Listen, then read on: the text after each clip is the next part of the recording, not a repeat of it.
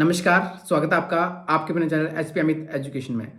इस वीडियो में हम लेक्चर कैडर के ऊपर बात करेंगे।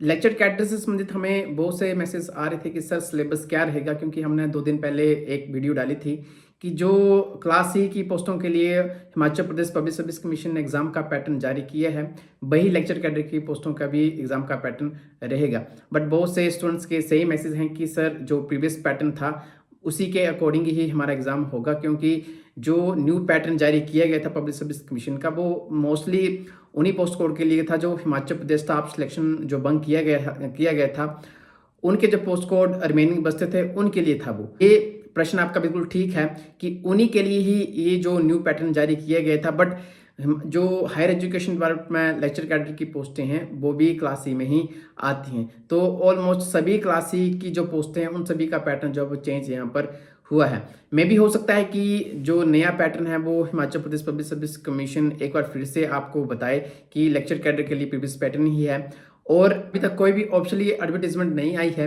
लेक्चर कैडर की पोस्टों से संबंधित।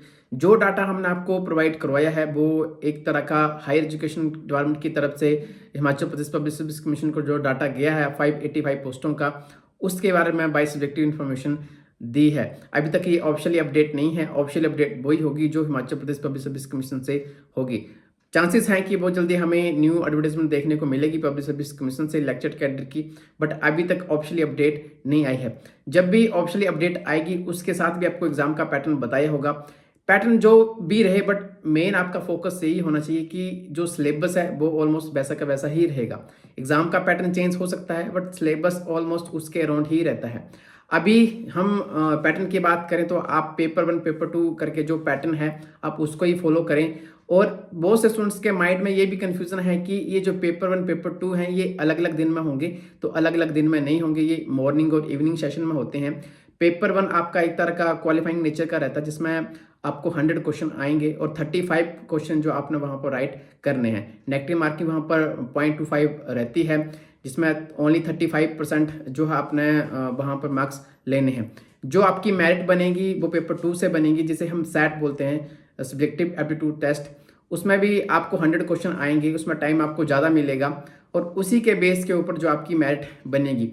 कुछ कंडीशनें होंगी जहां पर पेपर 1 की भी कंडीशन देखी जाएगी, बट ऑलमोस्ट हम बात करें तो पेपर 2 से ही आपकी मेरिट बनेगी। बाकी डिटेल में जब ऑफिशियल एडवर्टीजमेंट आएगी तो उसमें भी आपको जो सिलेबस का पैटर्न देखने को मिलेगा, एग्जाम का पैटर्न देखने को मिलेगा कि किस तरीके का आपका एग्जाम रहेगा। इनके अलावा और भी प्रश्न रहते हैं लेक्चर कैडर से। क्या लेक्चर कैडर के लिए बीएड जरूरी है? तो लेक्चर कैडर के लिए बीएड जरूरी है, इसमें आपकी बीएड प्लस मास्टर डिग्री होनी चाहिए। लेक्चर कैडर की पोस्टों के लिए आपका टैट अभी तक एलिजिबल नहीं है, मींस कि 2 टैट भी आप लेक्चर कैडर में एलिजिबल हैं, तो अभी तक आपको बेनिफिट है। मे भी हो सकता है कि 1-2 सालों में हमें लेक्चर कैडर के लिए भी टैट देखने को मिले।